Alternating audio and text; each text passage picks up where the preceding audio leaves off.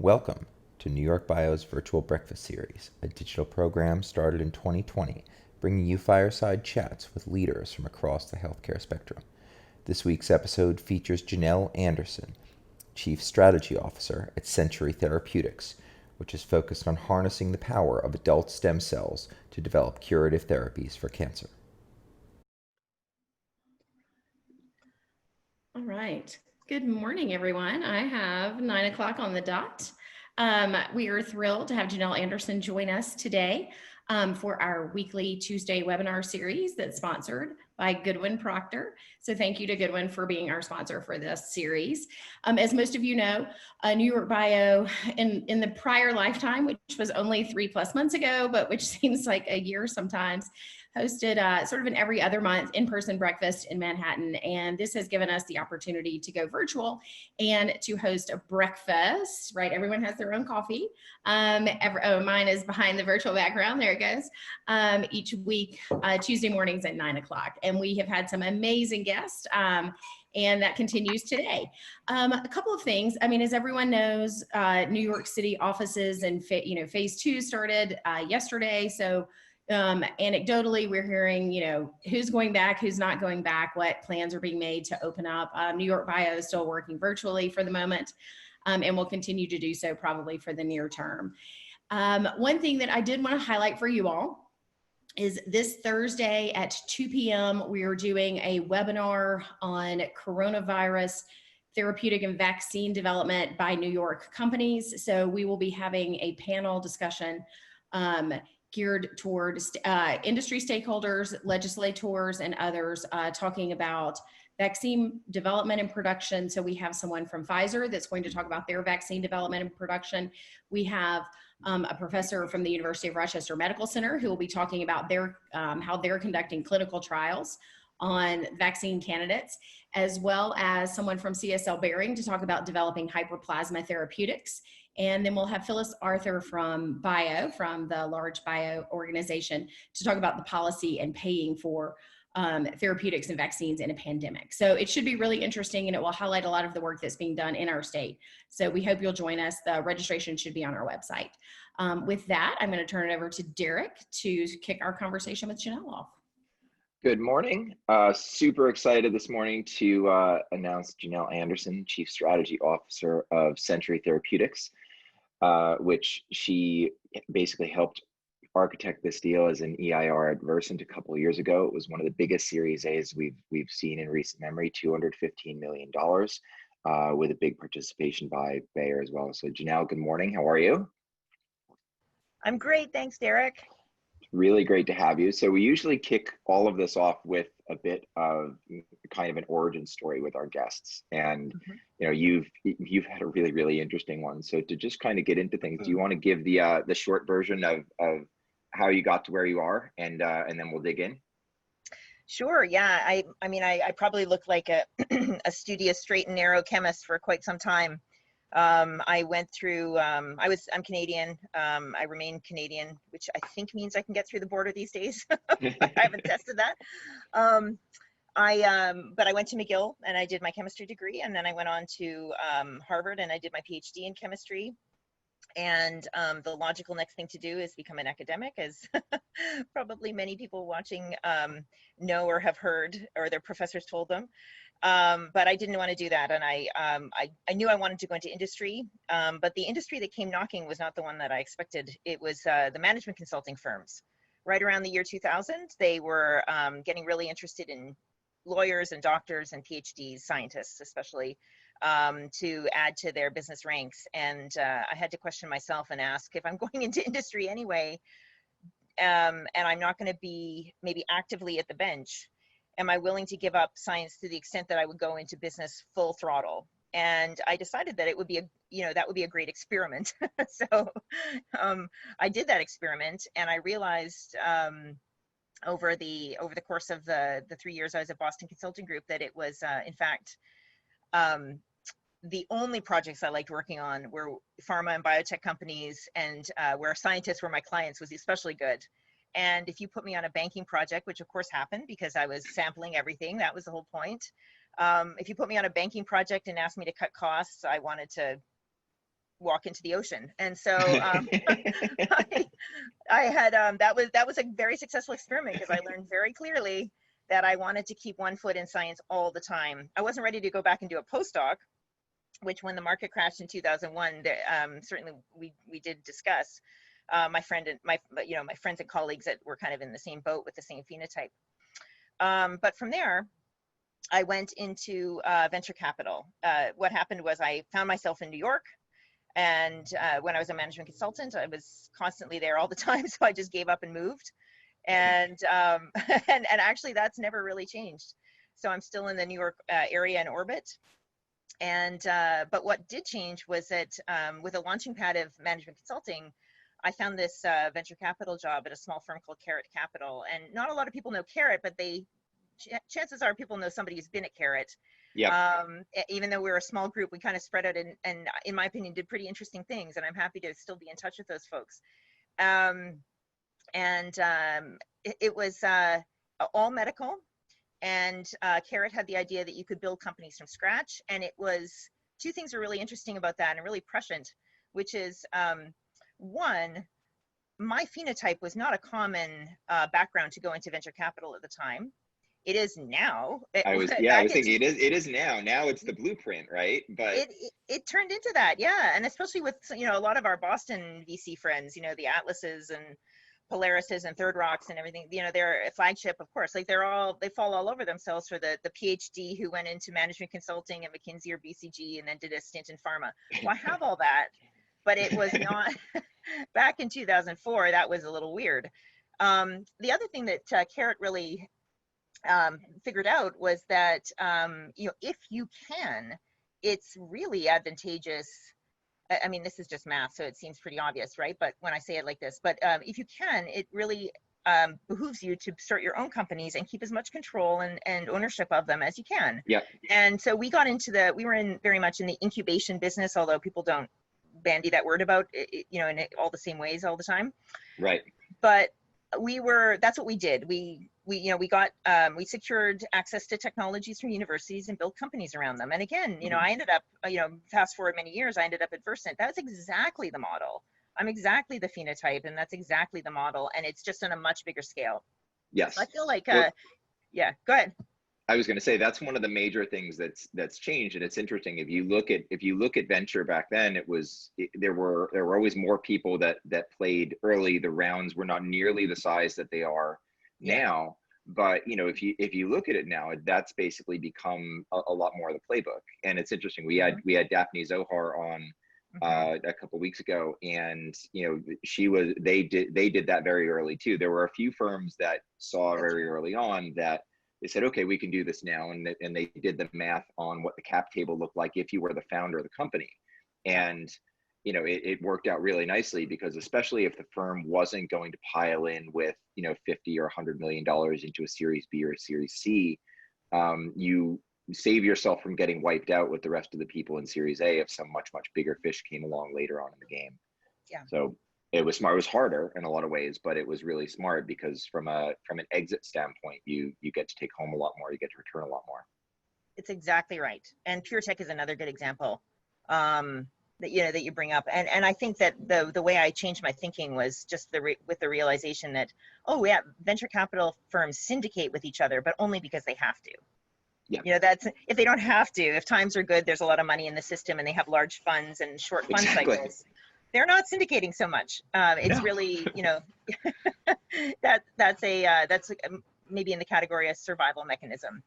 Well, probably because it's one of the consequences of raising bigger and bigger funds is you have to provide a bigger and bigger return. So it's a bit of concentrated risk, but you know, now if you have as you get into fund sizes of $500 million to $1 billion, your need to return multiples of that really drives the fact that all of your exits have to be really meaningful, right? I think Bruce Booth has had a post or two on this about basically why Atlas's funds were always in, you know, the $200, $350 million range, because it basically fit very squarely with where they expected their exits to be. And as you step up, the fees get bigger, but your shots have to get much bigger, and your returns have to get much bigger. And you're now, you're now working in multiples off of acquisitions that are very, very difficult. So unless you're looking at $10 billion exits, you have a much, much harder time returning your fund. Yep, that's exactly it. That's exactly it. It's a tall order to take in $500 million for a fund and then know that you're on the hook for something on the order of $2 billion. Yeah, in a few years later. So that's kind of like a magic trick. The math is pretty unforgiving, especially when you think, and then you put time into the equation, and it's like, woof, that's pretty steep. Yep. Especially if you take a long time to deploy the capital, it gets even harder. Yeah, you bet. Yeah. So I just to take you, just to rush you through. So I worked at Carrot Capital for 3 years. It was mostly operational, and less on the deal making side because like I said, the incubation component was a really large. I always think of venture capital as having those two components, but any particular role might have only one. That was it was a little deal making, but mostly operations. So I was the acting CEO of a medical device company that I had come in because we had just got the licenses from Yale. Worked on that company. They've since been acquired, so that's great. It's always nice to have a happy ending. But what happened was our founder retired to Florida. He's one of those people who doesn't really retire, but just the word meant that that we were going to dissolve the firm and not do future investments. So we all had to go find something else to do. And I think that was the start of why we're still in, touch with each other, because there were all sorts of other interesting opportunities out there. And we kind of, spread the word and maybe a little bit the model. I went to Merck next. Merck was looking to start a virtual discovery site. Mm-hmm. And this was what year? That was 2008. 2008. Okay. Yeah. Because now everybody has a virtual discovery site, right? So. I know. Yes, of course. But it was such forward thinking at that time, and especially from Merck, because Merck really did feel, and I heard this multiple times when I was there, that they believed and would say, we have the best scientists in the world. And so the next question that follows, although it's not perfectly logical, is, so why would we look outside? Right. And so they had a history of being a little less externally focused than other pharmas, and they were starting to turn that around. So again, it seemed like a pretty breakthrough thinking in 2008 for that particular style of thinking. But it, now it doesn't seem so much. But the way they structured it was, to kind of handpick some really interesting people from all the therapeutic areas to manage programs, but none of the wet lab work happened internally. And I had just been running a virtual company for 3 years, so they recognized, to their credit, that that's a pretty transferable skill. If you've been sitting in a New York office running a whole company for 3 years, then you can do that again. So I did, and when Merck bought Schering-Plough, it turns out that I had a very similar experience with a big mega pharma merger when I was a management consultant, so I got to do that again. But one thing it sounds like that was really enjoyable. Yeah, well, it's it's good that when you've seen it. I had seen the pre-merger and I'd seen the post-merger prior, and then it was interesting to be on the inside as the client instead of the consultant on the outside. So that was certainly, you get a different perspective, and there were lots of things to learn. But what I next did that I had not done before was Merck moved a bunch of business people like myself into finance, which is really fun because many of us did not have MBAs, like myself. And you notice I skipped the part in my origin story where I did my MBA because I didn't.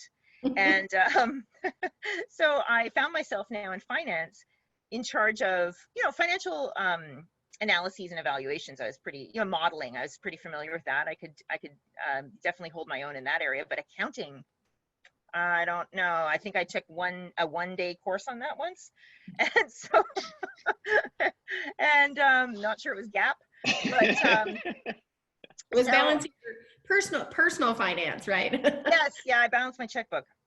Right. No. So I had to hire a couple of, or I was entitled to hire some people for my group, and so this is where I would say that, the old adage that you should hire people that are smarter than you. It's like, yeah, let's get on that immediately. And I made sure that I had people who were really bona fide accountants working for me. So they could keep me honest and also sane, and also I would learn a lot from them. And so I did. And so I feel very comfortable now with stuff I did not feel comfortable with then. But I had this sort of, these roles of increasing responsibility where first I was in charge of finance for this, for that particular a virtual site. And then fun fact, after a merger, just as virtual sites are easy to stand up, they're very easy to tear down. And very so easy. very easy. Yes, and they have a bit of a bullseye on their back because they're the easiest of all things. Mhm. Your bricks and mortar require a little more work to get if you want to get Really rid of don't have to do anything with the real estate, do you? do not. And so I was in charge of finance for that. And then they moved me into a bricks and mortar discovery site, and then into all of biologics R&D. And then they added on all of vaccines R&D. And so I had these, and I was representing finance. So I had the seat at the table on all these leadership team meetings.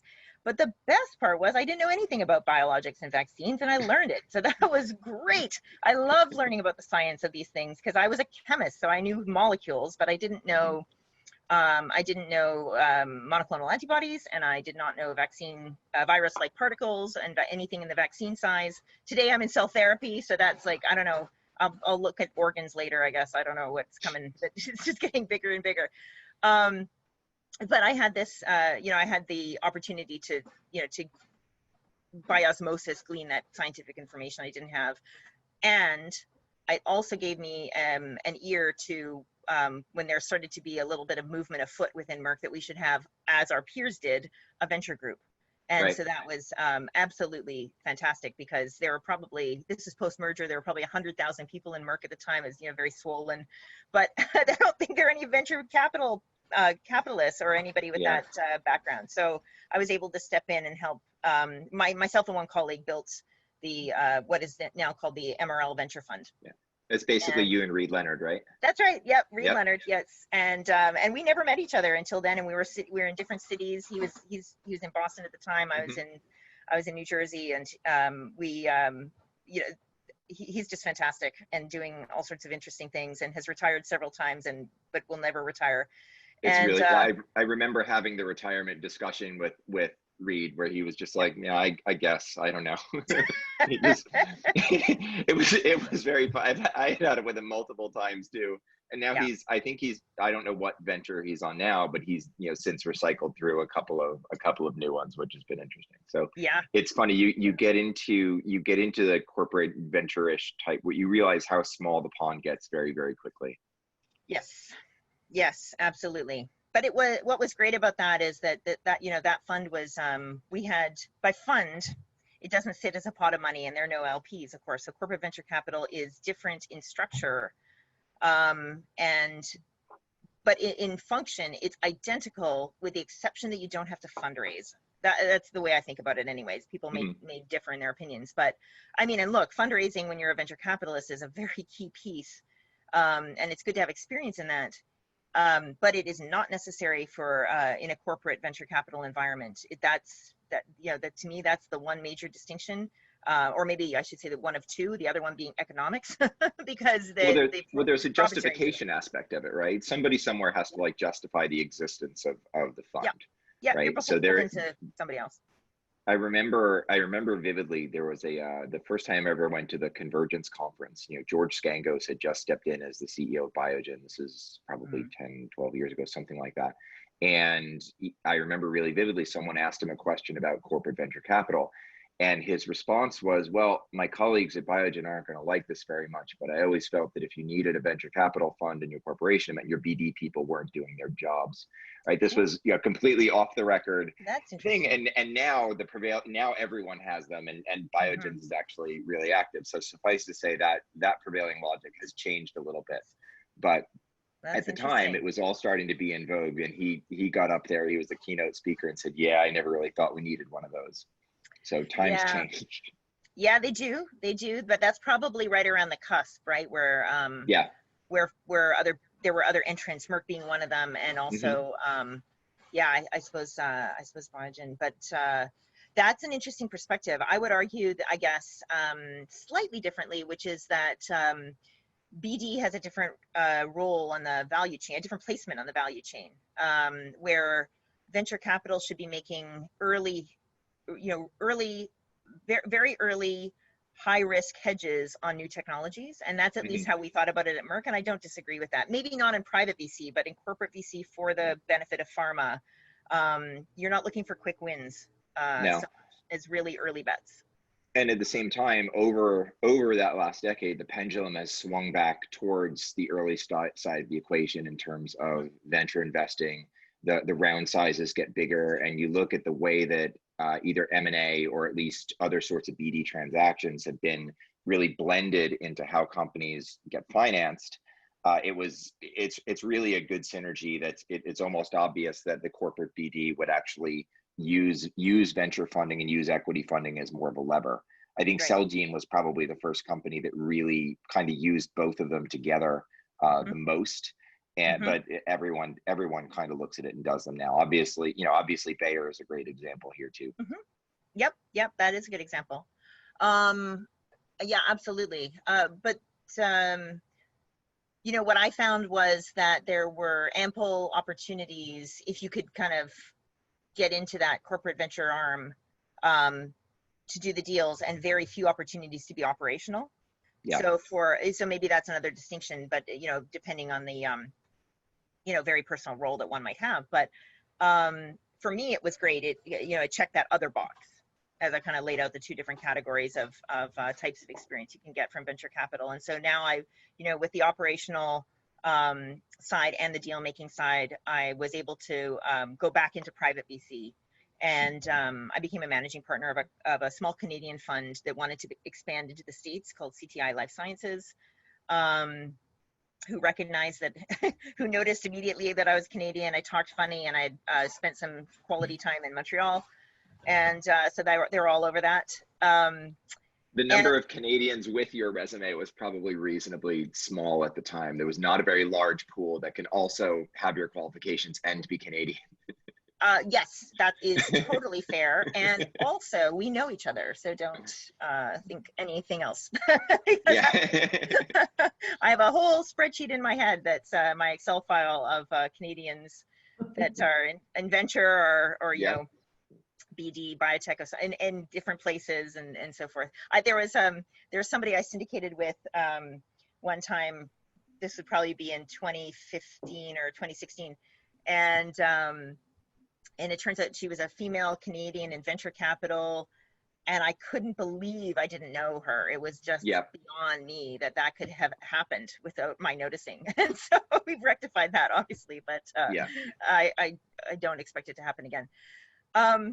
So I spent some time there. The currency did some very unfavorable things during my tenure there. Yeah, no, that doesn't help. And because of the way it was a small fund to begin with, and the way it was apportioned out, it made it very difficult for me to do any more than about 3 investments. So I did 3 investments in in US startups. They were 2 Series A's and a Series C. In the time that I was there, and then with holding back reserves for further investments, there were actually no additional deals I could do because the Canadian dollar had dropped quite a lot. So that's when I had to really, sometimes you get to these points where you need to do a little soul searching, and I don't know why maybe there's something subconscious going on. I've talked about retirement twice now, but. But it's a very uncomfortable thing to be thinking, oh, I can't really do the job that I was hired to because I've done it. And the thing is, what you would normally do at that point is you'd raise another fund, right?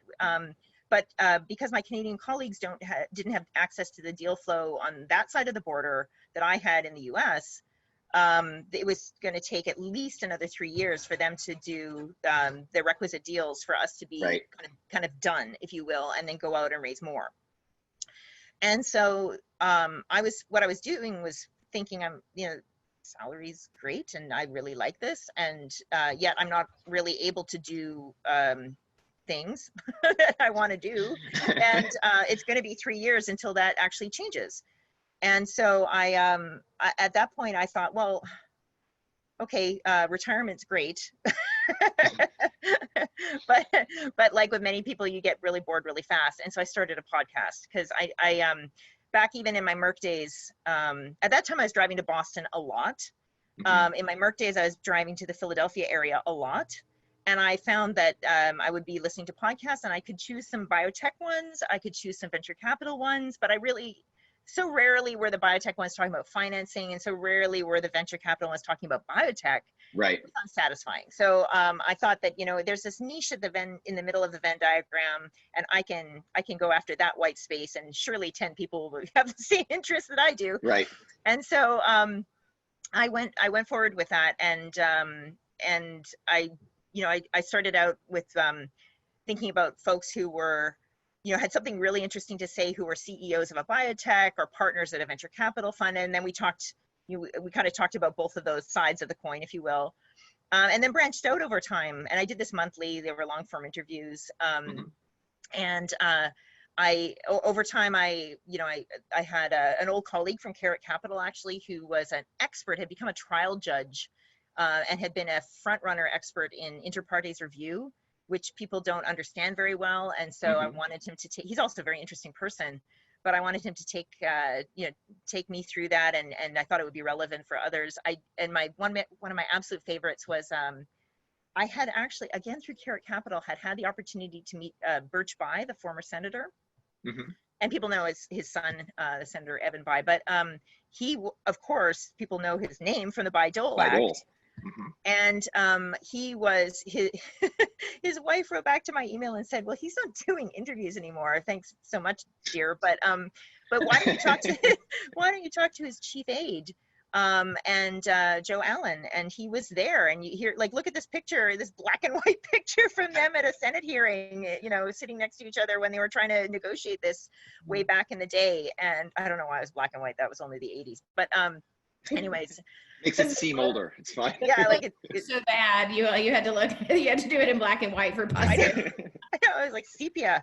We're wearing old-timey hats.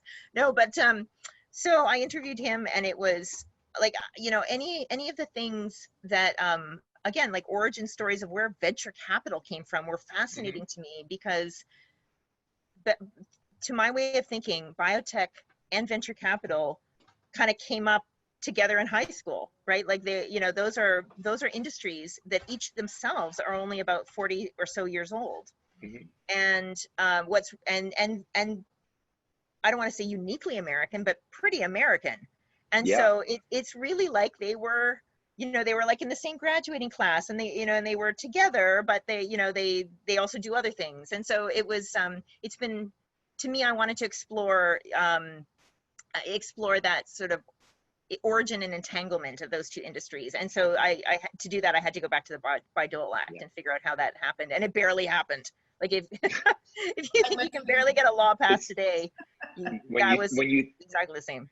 When you think about where we are now, the level of precariousness in the experiment that we're in is staggering, right? Yep. So for the edification of the audience, so the podcast's name was Human Proof of Concept, and it ran monthly, and really it was these great interviews that it like you said, you really hit a niche that people weren't talking about, right? Because it wasn't so much tell us about this deal or tell us about this company. It was very much in and around how did the person that you were talking to get to where they were.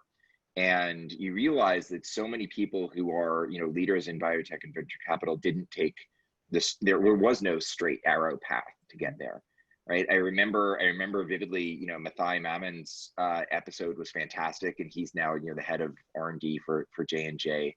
And you have all of these people that you listen to these things, and you realize that but for certain interactions, certain meetings, certain whatever, the ball could have bounced a very, very different way. And when people end up in certain positions, that's how certain groups get formed. That's how experiences happen. And that's really how, ultimately the story of, this medication, this clinical trial, this innovation, that's the story of really how all those things get driven forward.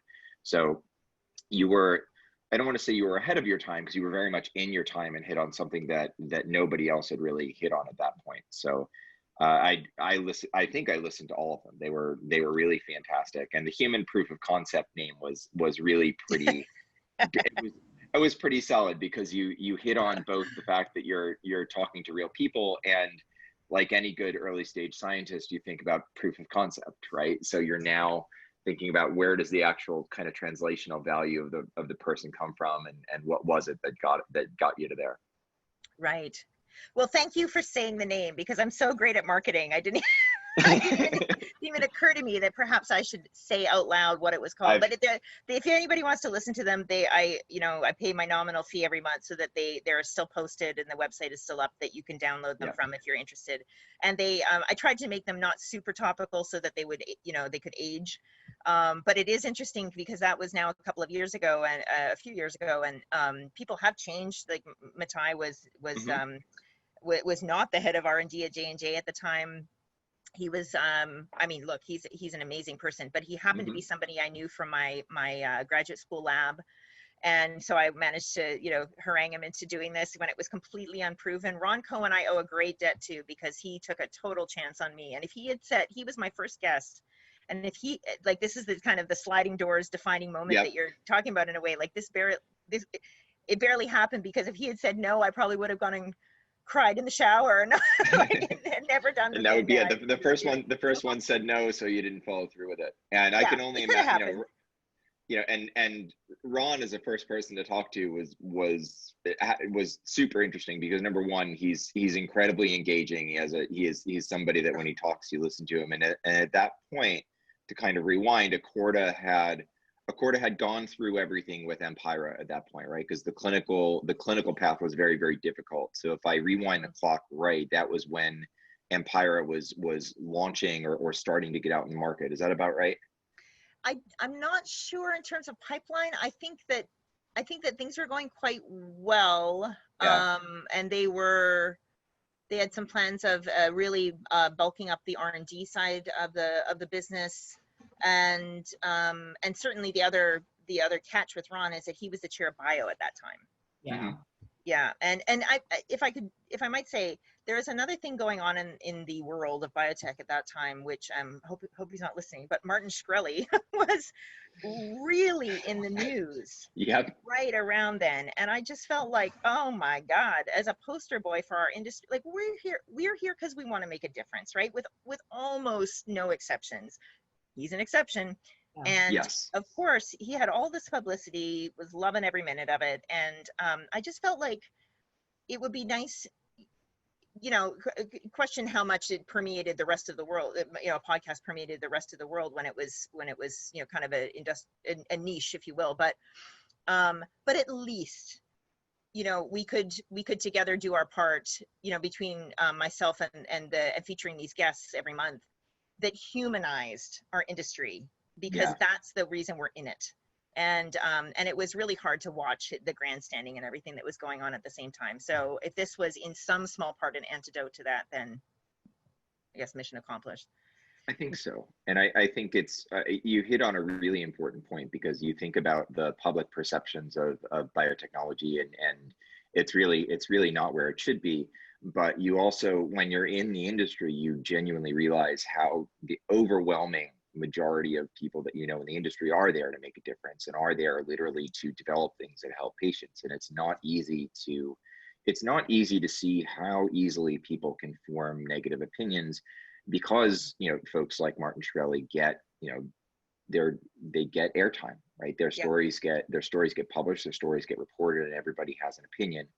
And it's not representative of what the vast majority of the industry does. So it's unfortunate, but also it all drives back to the thing that this industry is driven by people, and the more that we can highlight the number of good people that are in the industry, and really get their opinions out, and really kind of shine a light on them a little bit more, it does a little bit more of a part to not only change the public opinion, but you see people that are younger and impressionable and thinking about what they want to do with themselves. And, even, just looking at your background, right? There's probably people that are wondering whether they want to be a chemist for the rest of their lives. And they're, how do I struggle with this? Do I actually go into that? Is academic science what I want to do? What are some of the other things I might be able to go and do? And people draw inspiration from a wide variety of different things. So the more we give people the opportunity to look up to, really good, upstanding people in the industry, I think we're all better off. Yeah, agree. so in the middle of all of this, you now have, you know, a successful, widely listened to podcast that I think everybody in the industry thought was fantastic, and now, you know, and now Versa knocks on your door, right? Right. Yeah. Well, I was, I wanted to recapitulate some of the, all the things that I had grown to really love about venture capital, biotech venture capital in particular. And of course, Versant in some ways is a really obvious choice because there's a New York office. Yep. And that was really important to me. And it was at the time I joined in 2017, I guess there was still an element of medical device going on, but that's since split off. Yeah. And so at the time it was clear, and now it's even clearer, if that's possible, that it's, focused, exclusively laser focused on biotech. And so that's what I really liked. I didn't want to have all the trappings of, tech investments, or, sometimes I might not make any friends by saying this, but sometimes if I'm in a group where there's a consideration of a deal or a technology or whatever that involves AI, I'm like, well, yeah, okay. But are we the best people to be evaluating, machine learning?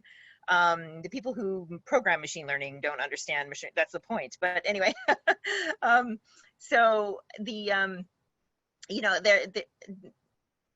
have a very generous attitude towards anything that really is in biotech, and I want to look at all of it. But then, I'm less interested in stepping out of that. It's not, at least it's not right for me. So that Versant was a very good fit. So I ended up, was fortunate enough to join Versant, and that's a little bit fluid in a way, because there are lots of opportunities both on the operational and the deal making side. But I used it as a bit of a return to the operational. I was working on, and as my title would suggest, right, EIR, entrepreneur in residence, means something different to every person in every firm. At Versant, they start up 50% of their investments in their portfolio are started up by them. And so there are plenty of opportunities to do that. I did that. Actually did it with two things at the same time. One company called Monte Rosa, which has been in the news recently, and Century, which is where I decided to go on a permanent basis when it, in the Peter Pan sense, became a real boy. Yeah. And so those were both great experiences. It was nice to be doing, in a way, it was nice to be doing both at the same time, although it took me to, 4 countries around the globe constantly. Just because nothing was in the same place at the same time. But it was a fantastic experience. And but operationally, it became very easy to decide what I wanted to do, because I kind of fell in love with Century, and what the endeavor there was. And so, as I just alluded to, we were working on, as you do with any company, you secure some technology up front. We did that with a Fujifilm subsidiary called Cellular Dynamics. They have some stem cell technology in this case.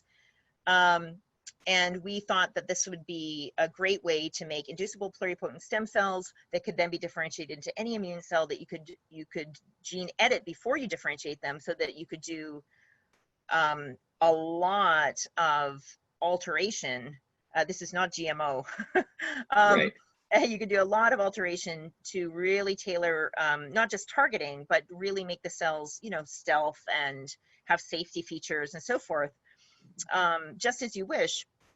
And then you can select down to the clonal level exactly where it's working the best, and they're and those cells expand, and they're a great line, and you can sequence the whole thing so everything is where it should be, and then you can differentiate it into T cells or NKs or a different type, and apply it to the cancer that you want.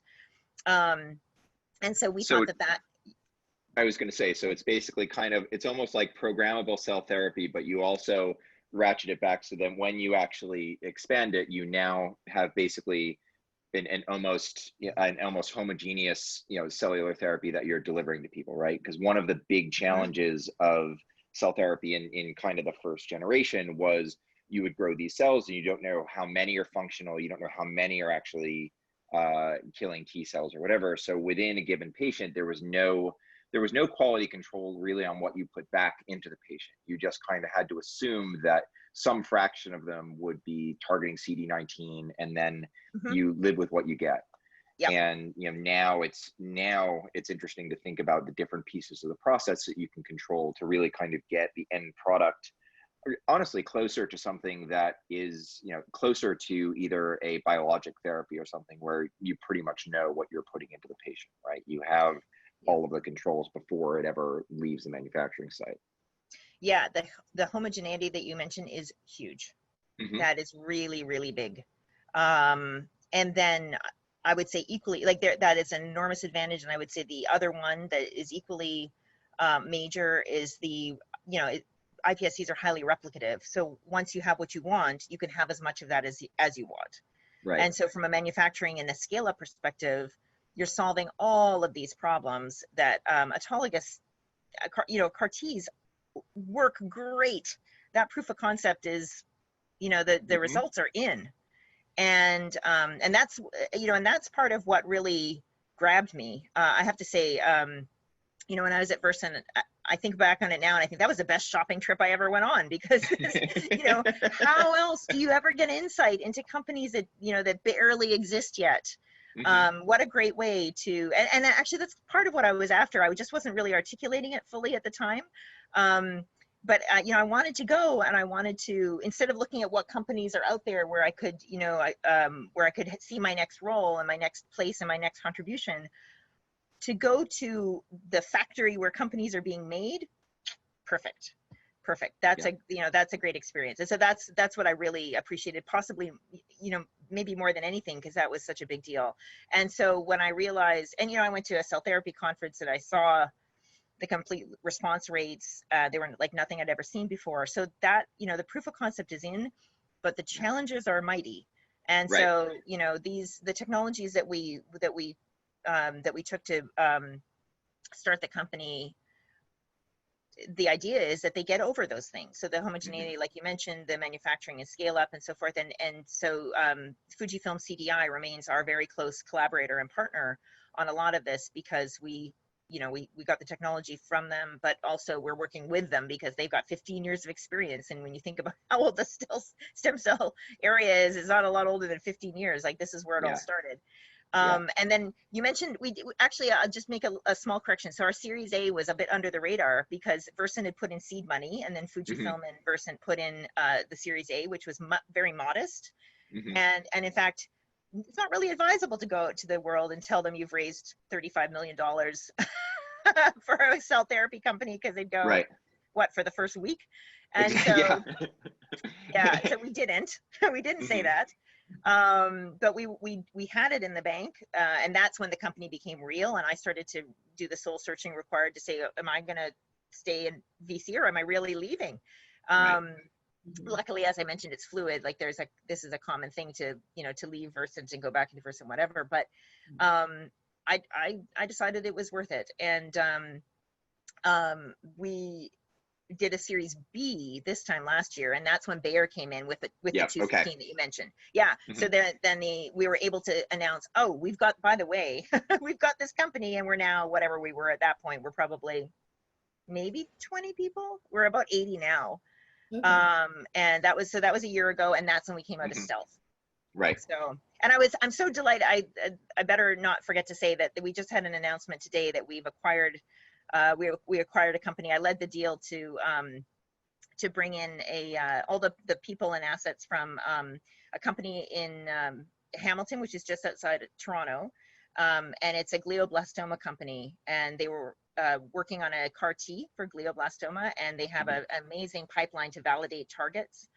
So we've acquired them, and as of, I guess, 2 weeks ago. And the announcement is just out this morning at 7 a.m. So I'm really pleased to say that we now have a Hamilton site, of all things. So I sent around. I just sent around to all our employees a little shot from the Broadway picture Hamilton, so that they'll remember where our colleagues are based. That's really good. Yeah, the company's name is Empirica, if I remember. I tweeted it out this morning. So, and it's, I think it's interesting. You mentioned, stem cells being a reasonably young field, right? One of the big areas of expertise is around Toronto. And it's interesting because companies in your position don't tend to acquire people terribly much. So was this company kind of on the earlier side? You saw a component that you really liked and thought you could add, and or just able to go get a deal done? Yes, we saw, well, Empirica was in fundraising mode because they were a very young company, and you can cobble together a lot in Canada with different grants, and there's a number of public-private partnerships that are trying to lift, new startups up. But once you get past that amount of money, and you're talking about CAR-Ts, and you're talking about clinical trials, you're talking about a whole different range of dollars, a whole different level of dollars. And so we had been introduced to them when they were interested in doing a more garden variety Series A. And because they were, not thousands of people, and we had a very strong interest in glioblastoma, because Century is going headlong towards solid tumors. And so heme is a fantastic proof of concept, and there is more work to be done, and there's more room in the market. But let's not leave out the 90% of cancer patients that have solid tumors, right? That's really where we want to go, because that is certainly underserved so far by CAR T therapies. And I shouldn't say just CAR Ts, of course. I'm talking about NKs as well. And there's a lot. I would argue by most therapies, the solid tumors is really kind of the area in cancer where you have the spottiest results out of anything. You have things that work for certain subsets of patients. You have nothing that works for everyone. It's a much tougher. It's a much tougher area. I think people usually use the hem-onc as a bit of I don't want to say it's easier, but there are fewer biological things in your way that people have at least gotten around before, right? I don't think anybody has a great idea on how to solve solid tumors, because not all solid tumors are created equal. And when you start, you actually very rarely have a good idea of what the puzzle in front of you is, right? It's not like these tumors are consistent across patients. It's one of probably the biggest challenges in all of cancer. So yeah, if you can do it, there are a lot of patients that are going to be very, very happy about that. We have a couple of questions, but I actually wanted to ask before we got out at the end. So Bayer came in a very large way in this Series B, and I don't want to say it came out of nowhere, but certainly it was a huge deal at the time. It was really surprising, right? So how did the genesis of that deal come together? Were they in very early? Did they just realize that the deal had to be sized a certain way to make a big impact? So what were the big things driving that? There's a group at Bayer called Leaps. It's their venture arm, but it's not necessarily a typical investment arm. I'd say that they operate both thoughtfully and also I'm not implying that other venture groups are not thoughtful, but let me walk that back, because that didn't sound right. But they have a different approach than a lot of venture groups, and so they're willing. Not all venture groups are willing to make bets in the 9-figure neighborhood. And Leaps by Bayer is, and so they have done so with other companies. And Versant had a previous relationship and experience with this when Bayer. They were in Blue Rock, right? Yes, they came into Blue Rock, also for quite a sizable sum, right? And now I don't want to, you could take, if I said any more, you'd start to assume that there's going to be a similar trajectory with us, which would not be a fair assumption at all. So there are commonalities with us and Blue Rock, but they kind of end at the obvious superficial ones. And so I've just pointed to one of them. But we had, that is to say, we had a previous relationship with Bayer and that particular group at Bayer and the folks in that group who were leading that group. And they were really, visionary is a better word, I think, because they have an interest in, certainly Bayer's in oncology, but, they have also an interest in cell therapy. But more than that, I think the Leaps group realized immediately out of the gate. In fact, I know they did, because I was participating in these calls where they said, "Oh, yeah, you can't do this with less than $200 million. You can't do, we see what you want to do. We want to do that too. We'd love to be a part of this with you. And what do you think is going to cost $200 or $300 million? Yeah, that sounds about right. And so when you say that number and the person on the other end of the call says, yeah, that sounds about right, like it's a matter of time before you close the deal. Right. Fingers crossed, right? So they got it. They really got it. And so they're primarily an investor. They have some option rights, but they're, you know, it was really just a meeting of the minds on the vision from a very early point. Yep. That's really good. But we have a couple of questions that are there are a few in a similar vein, so I'm going to combine a couple of them now, and they Sure. revolve around really what do early stage companies and founders do in a given situation, right? There's a challenge of, you know, needing funding to build the company, but, you know, needing a vision for the company in order to get funding. Yeah. And, you know, there's also the combination of, you know, if you have a piece of technology, do you tend to go to a venture group first? Do you tend to try and get deals done first? You know, what are kind of some of the things within that funding hierarchy that, you know, if you were starting now, say, without the $200 million, you know, what are some of the things within the stem cell field that you think kind of tip the balance in favor of a company? What are some of kind of the bigger things that they can add, either to help them generate funding or to help them get to a point where, you know, they can have a foundation to build a company on? So I think that the follow-up question would be where the question is coming from, like almost specifically where. Right. So if the person's in academia, for example, maybe they're a postdoc or an assistant professor or something, and that they want to develop the technology through incorporating a business to do so as a best vehicle to get it out there and into patients, that makes a ton of sense. But it also opens a few doors in terms of, you know, that's a well understood model. So there are, you know, so for example, if you're in a New York university, your tech transfer office probably has aspirations, if not more than aspirations, for helping to grow and start up companies, right? And so I'm trying to think of some examples, but or maybe it's easier to say there are probably not that many counter examples where you couldn't find some level of support and funding just in your kind of home base. Now that's not to say it would get you very far. So the second question I would ask was exactly what are you trying to do? Like we were trying to develop a cell therapy, and that is super expensive. So no matter who you are and where you are, if that's what you're trying to do, I guess in my experience, I'd say you're going to need a lot of money. Right. So you need to team up with somebody with super deep pockets. You don't have to go to a Versant Ventures, obviously. You can go there, or necessarily even a traditional venture capital group. There are other investors that might be willing. Attaching yourself to some big names wouldn't hurt either. But there are lots of technologies that are adjuncts to the cell therapy field where it doesn't take $200 million to get them off the ground, right? And so if that's the sort of the answer to that question, and you're in a position where you have contacts because you're sitting in a university environment, or you just know venture capitalists or whatever, those are the strings to pull early, and just to test the waters. However, I mentioned like in Canada, they have a lot of support structure, almost too much for small companies to get off the ground and sign this deal and we'll give you this money and that'll help you get to the next stage. That exists in the US also, in SBIRs or whatever. But it's hard to get very far.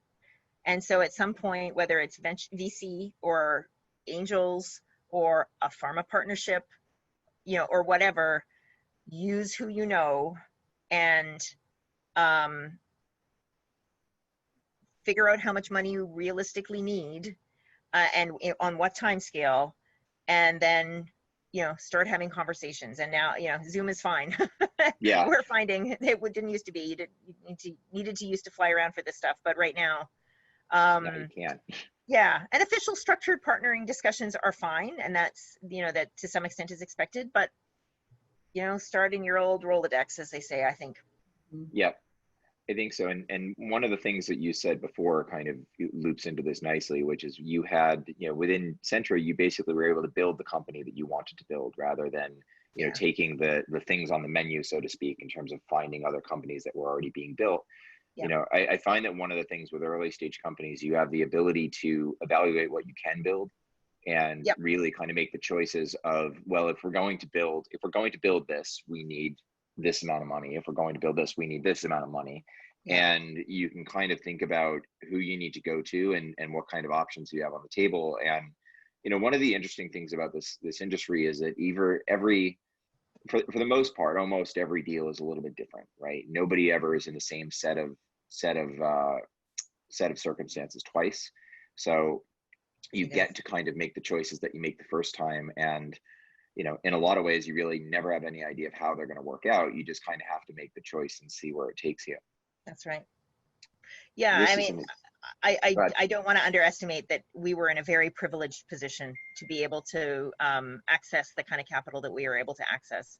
To go back to Ron Cohen for a second, his origin story around Accorda is that I believe that he went to 70 or 80 venture capitalists.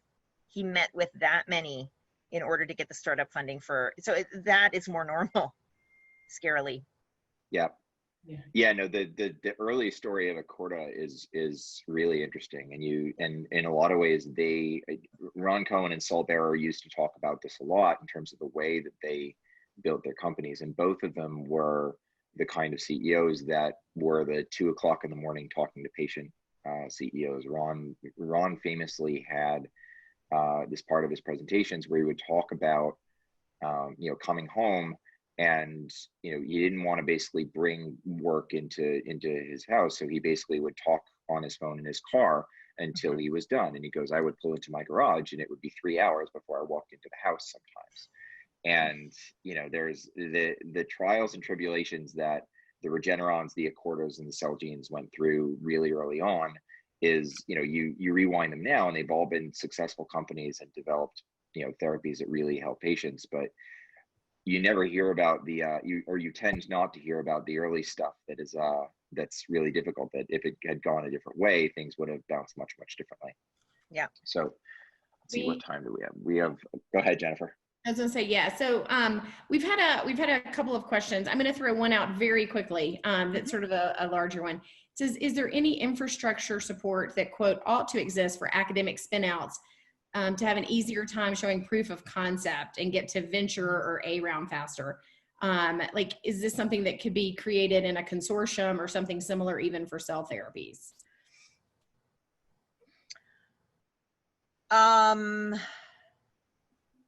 Basically, is there an external need, right, to pull things together to make it quicker? Is there so is this a valley of death question essentially, but from a cell therapy perspective? Yeah. That's a good question, actually. I thought for a second that, Jennifer, you were going to answer that because in a way you may be better qualified than I am, because I'm coming up short on the cell therapy side.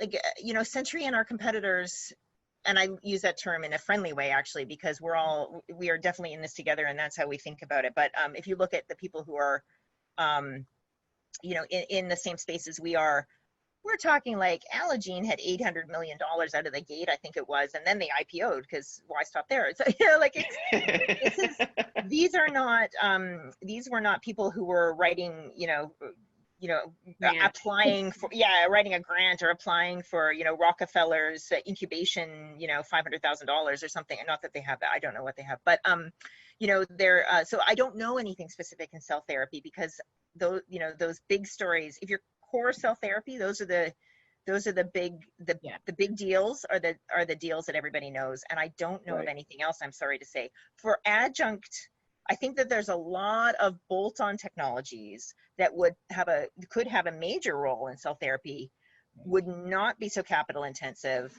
And there might be, but they're still in the industry of cell therapy. And for that, there might be some, there might be pots of money that you could access, absolutely. But I don't think it would be cell therapy specific. It's if you think about like you said before, it's really expensive to develop cell therapies, right? So the valley of death for cell therapy is so wide that it's a chicken and egg a little bit, because unless you have a clear path of raising the amount of money that's going to make a difference in cell therapy, there are probably many of them that don't get started because you can't. you'll be able to do 3 experiments, and you still won't be all that much further than you are now. So I think the interesting thing is now that you've had the Junos and the Kites that have kind of pushed the field to where it is now, I think you've highlighted the thing where there are other things in cell therapy that you can do. There are adjunct technologies, there are bolt-on things, there are probably service type businesses that can absolutely get off the ground now and wouldn't have been able to had they not had the lead horses out in front. So for where the industry has come from, the valley has probably been wide enough for a while where either a federal program or a state program probably wouldn't have shown all that many. It probably wouldn't have gotten all that many deals done that wouldn't have been done otherwise, right?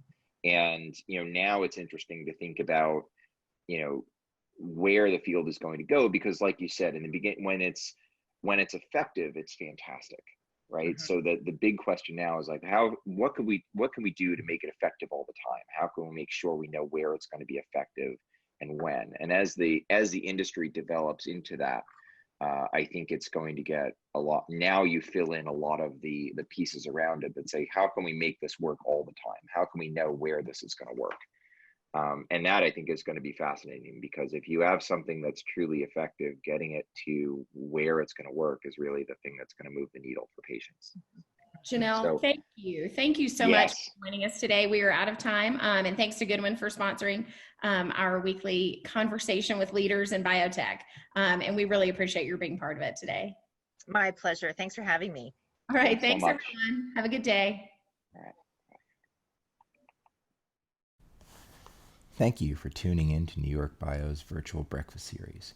Join us every Tuesday at 9 a.m. for more discussions with leaders from across the healthcare spectrum. For more information on NewYorkBIO, please visit us at www.newyorkbio.org.